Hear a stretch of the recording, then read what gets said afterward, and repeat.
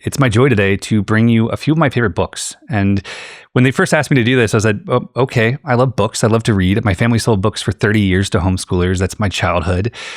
This should be easy. And then I went through my office, which only has a tiny portion of the books that I own. And I said, oh God, what book should I lead with?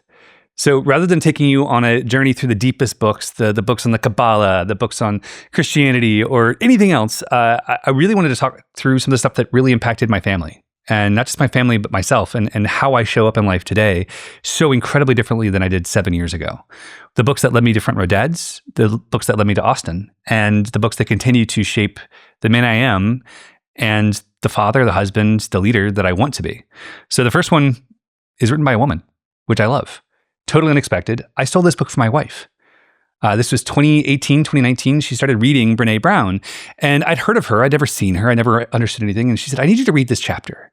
And I'd read a chapter and I'd be like, that's really interesting. And it was a woman who was talking about things that I'd never even considered in my life as being important. Things like vulnerability.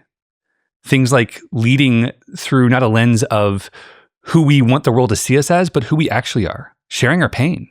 Exploring our grief. This book is called Rising Strong. And it's not her book on business leadership. I read that next to justify the fact that I read this one first. But this book changed a deep part of my own understanding of how I could show up as a man.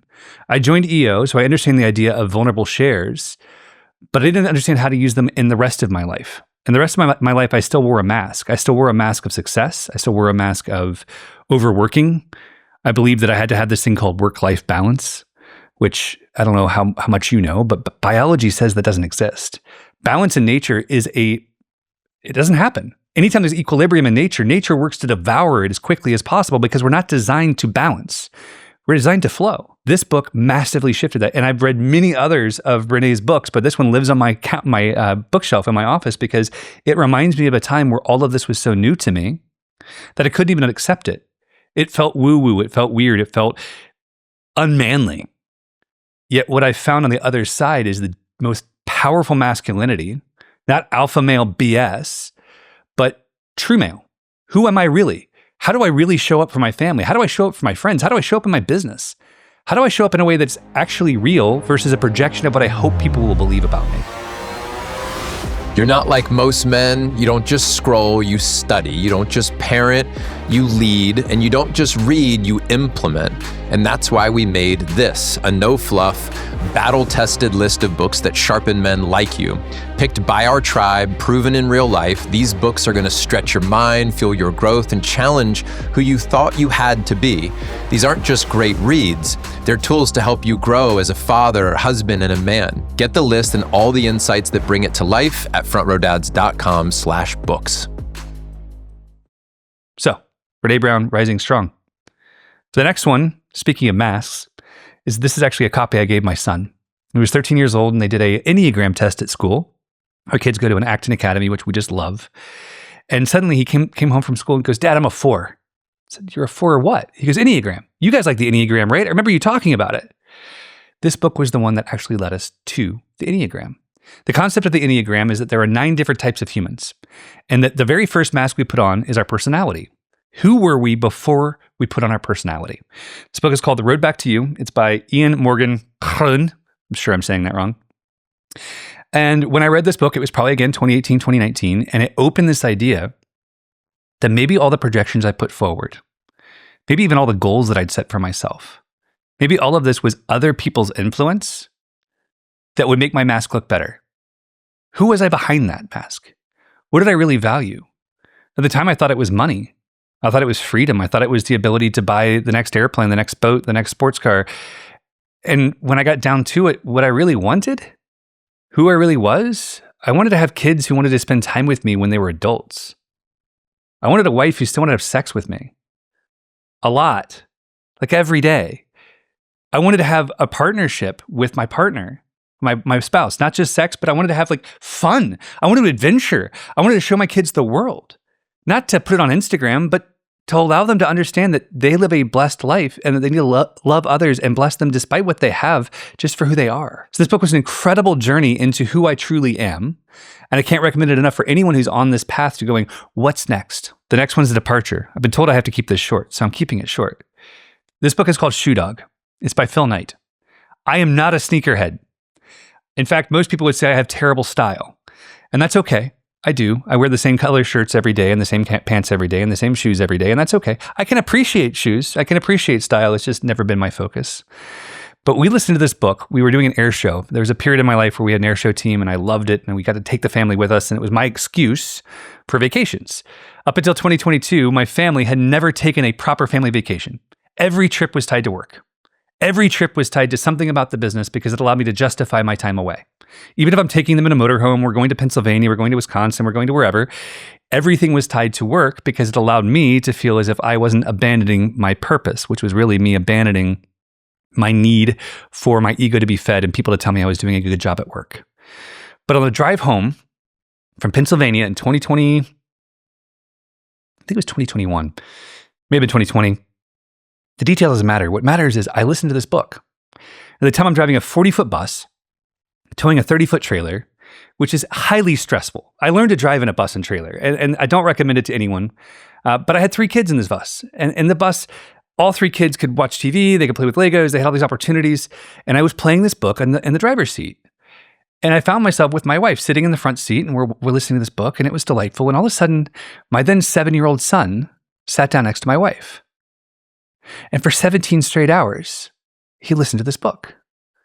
For 17 straight hours, he was enamored by the idea of business, the story of struggle, the story of Phil Knight's story, which, by the way, the idea stresses me out. I bootstrapped every business. This guy raised money, sold shoes he didn't have, did crazy things. The whole book was stressful, and it was beautiful because it changed my perspective because I listened to this book initially for me, as I had hundreds of other books while we drove.